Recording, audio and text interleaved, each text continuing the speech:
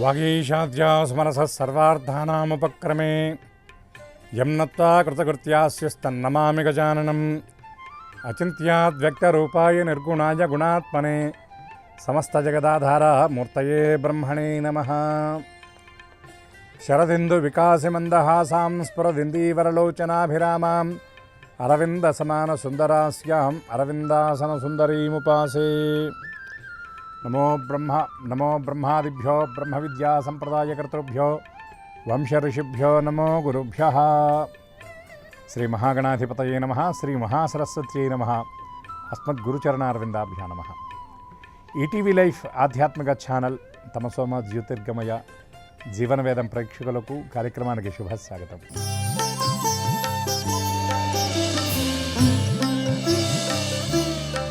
మనకి ఉన్నటువంటి అపురూపమైన సంపదల్లో, ముఖ్యంగా ఈ భారత జాతికి ఉన్నటువంటి సంపదల్లో చాలా అఖండమైన సంపద, అమూల్యమైనటువంటి సంపద, నిత్య నూతనమైనటువంటి సంపద, నాటికి ఏనాటికి ఎన్నటికీ తరగనటువంటి అద్భుతమైనటువంటి సంపద.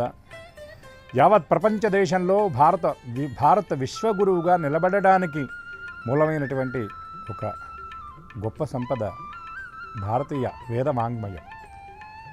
ఈ భారతీయ వేదవాంగ్మయంలో అనేకమైనటువంటి విషయాలు మన శ్రేయస్సు కోసం మన ఋషులు మనకు అందించడం జరిగింది. ఋషులు అంటే జ్ఞానం విద్య తెలిసినటువంటి వాళ్ళు కాదు, తెలిసినటువంటి దాన్ని వాళ్ళు ఆచరిస్తూ ఎలా ఉండాలో వాళ్ళ జీవితాలను మనకొక నమూనాగా అందించినటువంటి వాళ్ళు.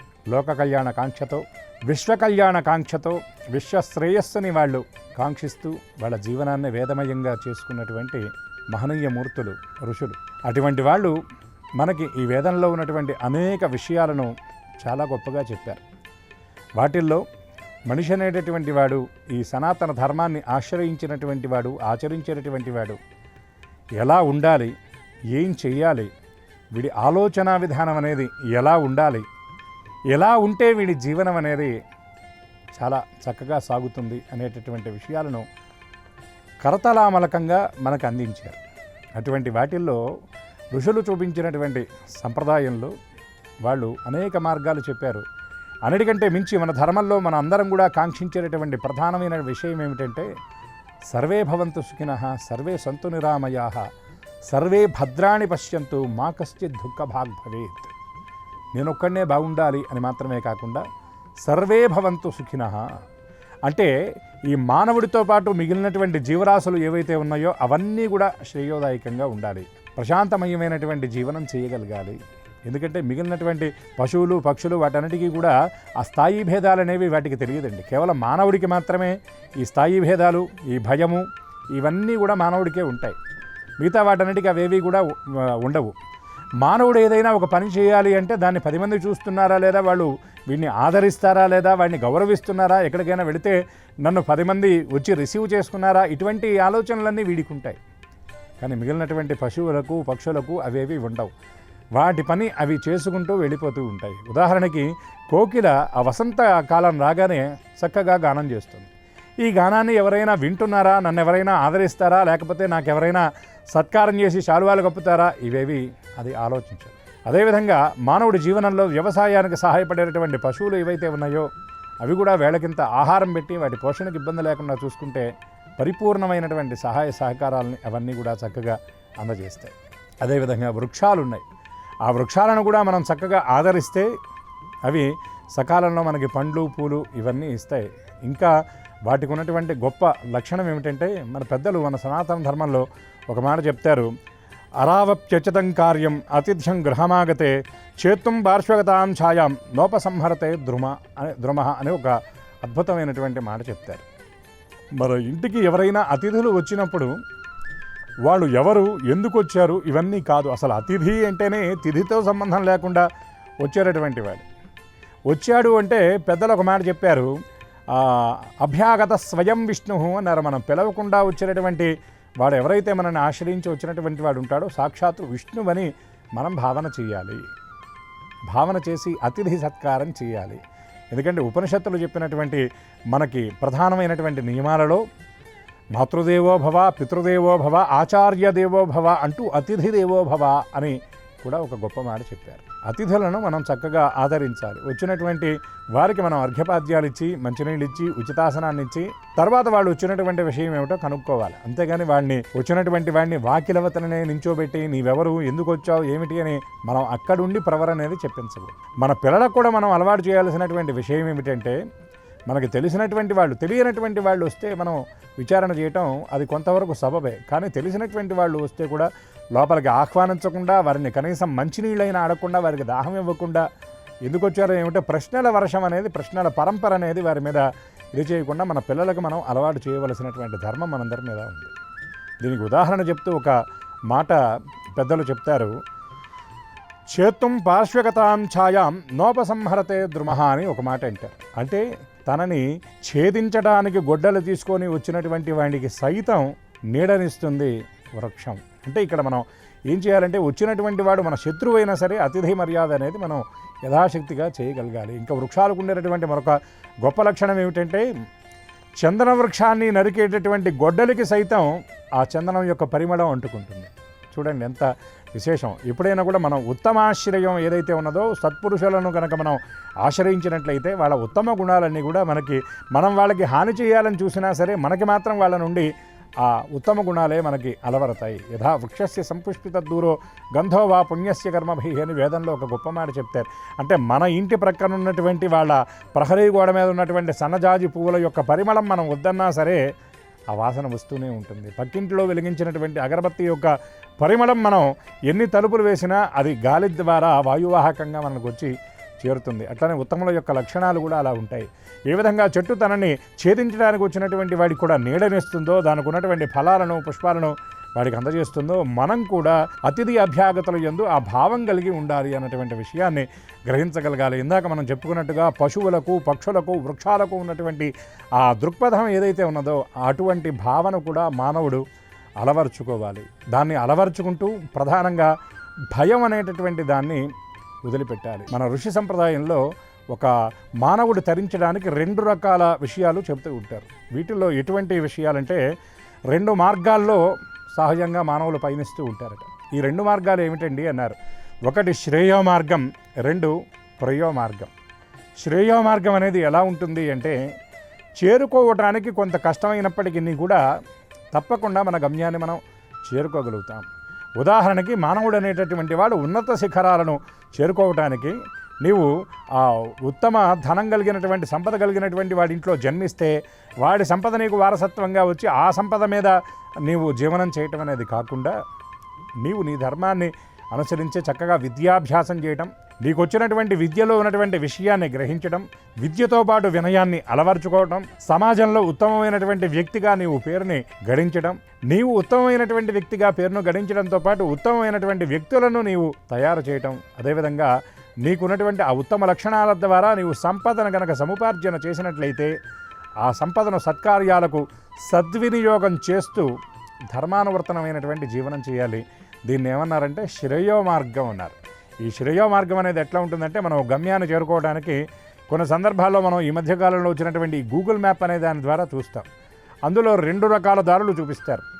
ఒక దారి గుండా వెళితే 10 కిలోమీటర్లు, ఒక దారి గుండా వెళితే 20 కిలోమీటర్లు. కానీ దీని సమయాన్ని కనుక మనం గమనించినట్లయితే ఈ 10 కిలోమీటర్ల మార్గం ఏదైతే ఉన్నదో ఇది చేరుకోవడానికి 40 నిమిషాలు పడుతుంది. ఈ 23 కిలోమీటర్ల మార్గం ఏదైతే ఉన్నదో దీన్ని చేరుకోవడానికి 30 నిమిషాలే పడుతుంది. కానీ దూరం పరంగా చూస్తే ఇది చాలా దూరం, కానీ చేరుకోవడం చాలా సులభం. ఎట్లా అంటే ఇది చాలా దూరం అయినప్పటికీ కూడా ఆ మార్గం చాలా రాజమార్గం అయి ఉంటుంది. కిలోమీటర్లు ఎక్కువ ఉన్నప్పటికీ కూడా ప్రయాణం అనేది చక్కగా సాగుతుంది. ఇక ఈ షార్ట్ కట్ ప్రయో మార్గం ఏదైతే ఉన్నదో ఇది చాలా దూరం పరంగా చాలా తక్కువ ఉంటుంది, కానీ దాన్ని ఆ దారిలో వెళ్ళి గమ్యం చేరుకోవడం అనేది చాలా కష్టంగా ఉంటుంది. ప్రయో మార్గం కూడా అటువంటిది. అడ్డదారులు తొక్కి పైకి రావడం, ఈ అడ్డదారులు తొక్కి పైకి వచ్చి పక్కవాడిని ఇబ్బంది పెట్టి పక్కవాడి యొక్క ద్రవ్యాపహరణ చేసి మనం పైకి రావడం ఏదైతే ఉన్నదో అది ఏదో ఒక రోజు దాని ఫలితాన్ని మనం అనుభవించి తీరవలసినటువంటి పరిస్థితి ఉంటుంది. అది మనకి శ్రేయస్సుని అనేది ఇవ్వదు. ఈ శ్రేయ మార్గం అనేది శాస్త్రం ద్వారా సూచింపబడినటువంటి ఒక ప్రధానమైనటువంటి మార్గం. తస్మాత్ శాస్త్రం ప్రమాణంతే కార్యాకార్య వ్యవస్థితవు అని మనకి గీతాచార్యుల వారు ఒక అద్భుతమైనటువంటి మాట చెప్తారు. ఇంకొక మాట కూడా అంటారు, యశ్ శాస్త్ర విధిముచ్యత్యా వర్తతే కామకార్తః నససిద్ధిమవాప్నోతి న సుఖం న పరాంగతిం. నీ వెళ్ళవలసినటువంటి దారిలో, వెళ్ళవలసినటువంటి రీతిలో, శాస్త్రం చెప్పినటువంటి పద్ధతిలో కనుక నీవు నడుచుకోకపోతే ఇవాళ నీవు ఏదైనా ఆనందాన్ని పొందానని నీవు అనుకుంటున్నావేమో, ఇది యథార్థం చెప్పాలంటే ఇది శాశ్వతమైనటువంటి ఆనందం కాదు, ఇది తాత్కాలికమైనటువంటి అనుభూతి మాత్రమే. కానీ శాస్త్రాన్ని అనుసరించి కనుక నీవు వెళ్ళినట్లయితే, వెళ్ళడానికి నీకు కొంత ఆలస్యమైనప్పటికీ నీవు అనుకున్నటువంటి లక్ష్యాన్ని చేరుకోవడంలో కొంచెం అటు ఇటు అయినా కూడా నీవు చక్కగా చేరుకుంటే అది శాశ్వతమైనటువంటి ఆనందాన్ని నీకు కలిగిస్తుంది అని గీతాచార్యుడు చెప్పినటువంటి అద్భుతమైనటువంటి మాటని మనం ఆదర్శంగా తీసుకోవాలి. జీవితంలో పైకి రావాలంటే అడ్డదారులు తొక్కి కాకుండా సన్మార్గంలోకి మనం వెళ్ళగలగాలి. ఇటువంటి ఈ సన్మార్గంలోకి వెళ్ళేటటువంటి విధానంలో ఋషులు సూచించినటువంటి శ్రేయో మార్గంలో మనం పయనించేటటువంటి ప్రయత్నం చేయాలి. ఈ పయనించేటటువంటి ప్రయత్నంలో ధర్మాన్ని ఆశ్రయించి ఉండాలి.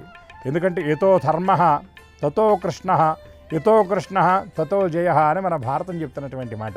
ఎక్కడైతే ధర్మం ఉంటుందో అక్కడ భగవంతుడు ఉంటాడు, ఎక్కడ భగవంతుడు ఉంటాడో అక్కడ జయం అనేది కూడా తప్పకుండా ఉంటుంది. కాబట్టి భగవంతుడు ఎట్లా ఉంటాడంటే ధర్మాన్ని ఆయన ఆశ్రయించి ఉంటాడు. కాబట్టి మనం కూడా ధర్మమయమైనటువంటి మార్గంలో నడవగలగాలి. ఉదాహరణకి మన పురాణ వాంగ్మయాన్ని చూసినా, మన ఇతిహాస కావ్యాలలో చూసినా కూడా అక్కడ ఉండేటటువంటి ఇది ఏమిటంటే పరద్రవ్యాపహరణం, పరదారాపహరణం చేసినటువంటి వాడి కథలే మనకి కనపడతాయి. ఉదాహరణకి రామాయణాన్ని కనుక మనం చూసినట్లయితే రావణాసురుడు ఎంతో గొప్ప సంపద కలిగినటువంటి వాడు.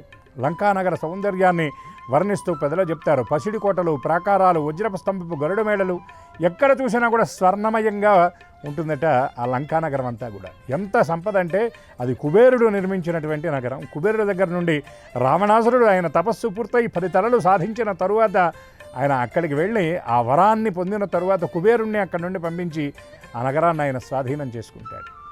కాబట్టి అది చాలా స్వర్ణవర్ణమయంగా ఉంటుంది. ఇక ఆయన చదువు గురించి కనుక మనం మాట్లాడినట్లయితే రామాయణంలో నవవ్యాకరణ పండితులు ఇద్దరే కనపడతారు మనకి.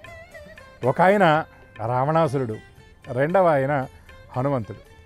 ఇంత గొప్ప నవవ్యాకరణ పండితుడైనా కూడా, శివపూజా దురంధరుడైనా కూడా, అనేక విషయాలు ఆయన తెలిసిన వాడైనప్పటికీ కూడా ఆ తెలిసినటువంటి విషయాలను తెలుసుకున్నాడు కానీ ఆచరణలో పెట్టకపోవడం వల్ల ఆయన జీవితం అంత దుర్భరమైందని దీని గురించి పెద్దలు వ్యాఖ్యానిస్తారు. రావణాసురుడు దేనికి ఆశపడ్డాడంటే బ్రహ్మాండమైనటువంటి పరిపాలన చేశాడు. తనకంటూ ఒక చక్కటి సామ్రాజ్యాన్ని ఏర్పాటు చేసుకున్నాడు. శత్రు దుర్భేద్యమైనటువంటి కోటలు కట్టుకున్నాడు. అయినప్పటికీ కూడా ఒక్క విషయంలో ఆయన దెబ్బతిన్నాడు. ఏమిటా ఆ దెబ్బతిన్నటువంటి విషయం అంటే తన చెల్లెలైనటువంటి శూర్పణఖకి జరిగినటువంటి అవమానాన్ని ఆయన భరించలేక రాముడి భార్యని ఆయన అపహరించాడు. సీతాదేవిని తీసుకొచ్చి తన రాజ్యంలో బంధించాడు, అశోకవనంలో బంధించాడు. చాలామంది అంటూ ఉంటారు రావణాసురుడు గొప్పవాడు కదండి, ఎందుకంటే మనకు లోకంలో ఇట్లాంటి వాళ్ళు తయారయ్యారు. రాముడి యొక్క సుగుణాలను చెప్పుకోకుండా, రాముడి యొక్క ఆ లక్షణాలను ఆదర్శంగా తీసుకోకుండా రావణాసురుడిని పొగిడే వాళ్ళు ఉన్నారు. ఒక మహానుభావుడు అన్నాడు, ఏమండి రావణాసురుడు ఏం తప్పు చేశాడండి, సీతాదేవిని తీసుకురావడం ఒక్కటే కదా ఆయన చేసిన తప్పు. రే నాయన, ఆ చేసినటువంటి తప్పే చాలా పెద్దదిరా, అసలు అది చేయకూడనటువంటి తప్పు.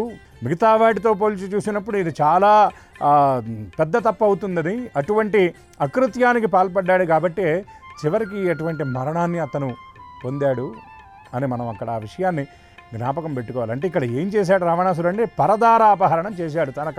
తనది కాని దానికోసం తను ఆశపడ్డాడు. ఆ సీతాదేవిని బంధించాడు. చివరికి ఆయన మృత్యువుకి అదే కారణమైంది. మండోదరీదేవి ఆ రామరావణ యుద్ధం జరిగిన తర్వాత రావణాసురుడి యొక్క 10 తలలు నేలరాలి పడ్డ తర్వాత రావణుడి యొక్క మృత కళేబరం అక్కడుండి రాబందులన్నీ కూడా వచ్చి పిక్కు తింటూ ఉన్నటువంటి సందర్భంలో రావణాసురుడి యొక్క పట్టమహిషి అయినటువంటి ఆ మండోదరీదేవి అక్కడికి వచ్చి విలపిస్తూ ఉన్నదట. చూడండి ఇది ఎంత ఇదంటే రామాయణాన్ని కనుక మనం గమనించినట్లయితే రామాయణం అంటే రామస్య అయనం రామాయణం అన్నారు. రాముడి యొక్క ఆ నడక, రాముడి యొక్క పయనం, రాముడి యొక్క ప్రయాణం అంతా రామాయణం అన్నారు. అడుగడుగునా మనకి ధర్మమే కనబడుతుంది. ఈ రావణాసురుడు యుద్ధానికి ఉద్యుక్తుడైనటువంటి సమయంలో మహాపతివ్రత అయినటువంటి మండోదరి హెచ్చరిస్తుంది, స్వామి నాకేదో కీడు శంకిస్తుంది, అతి దుర్భేద్యమైనటువంటి మన కోటని ఆయన కూల్చడానికి వస్తున్నట్టుగా నాకు అనిపిస్తుంది, మీకు మృత్యుదేవత మిమ్మల్ని కౌగిలించుకోవడానికి మీకు సమీపానికి వస్తున్నట్టుగా నాకు అనిపిస్తుంది, ఇప్పటికైనా జరిగింది ఏదో జరిగింది, సీతాదేవిని ఆయనకు అప్పచెప్పి క్షమాపణ చెప్పమని మండోదరి చెప్పినట్టుగా మనకి వాల్మీకి రామాయణంలో చాలా స్పష్టంగా కనబడుతుంది. కానీ రావణాసురుడు అనేటటువంటి వాడు అహంకారంతో ఉన్నటువంటి వాడు. ఎందుకంటే రాక్షసుడని రావణాసురుడిని ఎందుకన్నారంటే అసలు ఆసురీతత్వం, అసురుడు అంటే రాక్షసుడు. ఆసురీతత్వం అంటే ఏమిటంటే నేనే కరెక్టు, నేను మాత్రమే కరెక్ట్ అనేటటువంటి భావం కలిగినటువంటి వాడు. ఆ భావం ఏదైతే ఉన్నదో దాన్ని ఆసురీతత్వం అని చెప్పనని అంటారు. అటువంటి రాక్షస ప్రవృత్తి కలిగినటువంటి వాడు కాబట్టి భార్య చెప్పినా కూడా వినలేదు. మనకు రామాయణం గురించి ఇంకొక విషయం కూడా ప్రాచుర్యంలో ఉన్నది. ఏమిటా విషయం అంటే రామాయణంలో పిడకల వేట అంటారు. దీనికి అనేకమైనటువంటి కారణాలు పెద్దలు చెప్తారు. ఇక్కడ మనం సందర్భాన్ని అనుసరించి చెప్పుకోదగ్గది ఏమిటంటే ఇది పిడకల వేట కాదయ్యా, పీడకల వేట అన్నారు పెద్దలు. ఏమిటండి పీడకల అంటే రావణాసురుడి తల్లి అయినటువంటి కైకసి ఆవిడ నిత్య శివపూజ దురంధురాలు. అటువంటి ఆవిడ తెల్లవారుజామునే బ్రాహ్మీ ముహూర్తంలో తన కుమారుడు లేవడానికంటే ముందే ఆవిడ లేచి శివపూజ చేశాడు. కానీ ఒకనాడు బ్రాహ్మీ ముహూర్తంలో ఆవిడకి మెలకువ రాలేదు. ఎందుకు మెలకువ రాలేదంటే ఒక దీర్ఘమైనటువంటి కళ స్వప్నం ఆవిడకి వచ్చింది. ఎటువంటి స్వప్నం అది అంటే ఆ లంకానగరాన్ని మొత్తాన్ని కూడా కోతులు చుట్టుముట్టి అంతటినీ కూడా విధ్వంసం చేస్తూ రావణాసురుని కూడా ఇబ్బంది పెడుతున్నట్టుగా ఆవిడకి కళ వచ్చింది. సహజంగా మన పెద్దలు ఒక మాట అంటూ ఉంటారు, కళల్లో 3 రకాలు ఉంటాయి. వ్యాధిజములు, చింతితములు, యాదృచ్ఛికములు అంటారు. వ్యాధిజములు అంటే ఏదైనా అనారోగ్యం వచ్చినప్పుడు వచ్చేటటువంటి కళల్ని వ్యాధిజములు అంటారు. ఎక్కువ మనం ఆలోచిస్తూ ఉంటే ఆలోచించేదే మనకి స్వప్న రూపంగా వస్తుంది, దాన్ని చింతితం అంటారు. ఇక మూడవది ఏమిటంటే ప్రశాంతమైనటువంటి నిద్రపోయేటటువంటి సమయంలో తెల్లవారుజామున వేళ గాఢ నిద్రలో వచ్చేటటువంటి కళ, దీన్ని యాదృచ్ఛికం అంటారు. ఈ కళలు నిజమవ్వడానికి ఎక్కువ అవకాశం ఉంటుందని కూడా మనకి పెద్దలు గ్రంథాల్లో చెప్పినటువంటి మాట. కాబట్టి అటువంటి తెల్లవారుజామున ఆవిడ నిద్ర లేచేటటువంటి సమయంలో ఈ విధమైనటువంటి పీడకలు వచ్చింది. ఆవిడకి ఒళ్ళంతా చెమటలు పట్టాయి, చాలా ఆందోళనకి గురైంది. నిద్ర లేచిన తర్వాత వెంటనే కుమారుడి దగ్గరికి వెళ్ళి తన స్వప్న వృత్తాంతాన్నంతా కూడా చెప్పింది. పక్కన ఉన్నటువంటి కోడలకు కూడా విషయాన్ని చెప్పింది. అమ్మా, ఏమిటి ఈ కళలన్నీ కూడా నిజమవుతాయా? కల్లో వచ్చేవన్నీ ఎల్లో జరుగుతాయని నీవు అనుకుంటున్నావా? నేను దశకంఠుణ్ణి, నన్ను ఎవరైనా ఓడించాలి అంటే ఇది సామాన్యమైనటువంటి విషయం కాదు. అంతేకాకుండా నాకు బలంగా బ్రహ్మాండమైనటువంటి సైన్యం ఉన్నది.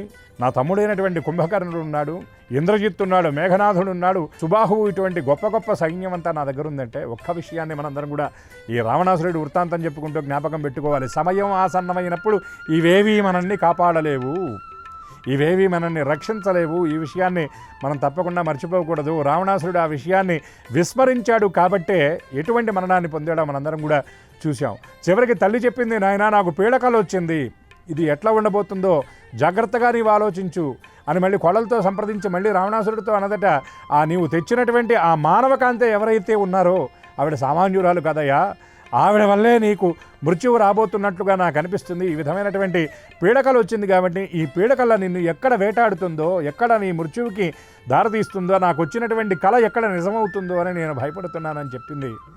దాన్నే ఏమన్నారంటే రామాయణంలో పీడకల వేట అన్నారు. ఎంతమంది చెప్పినా వినలేరు. చివరికి ఆ రావణాసురుడి యొక్క పార్థివ దేహం దగ్గరకు వచ్చే మండోదరి ఆవిడ రోధిస్తున్నటువంటి సందర్భంలో దూరంగా ఉన్నటువంటి రాముడు అక్కడ ఆవిడికి నమస్కారం చేసి చెప్పాడు, అమ్మ తప్పలేదు, వధించక తప్పలేదంటే మండోదరి ఆవిడ ఒక మాట అంది, నాయన లోకమంతా కూడా రాముడి చేతిలో రావణాసురుడు వధింపబడ్డాడని అనుకుంటున్నారు.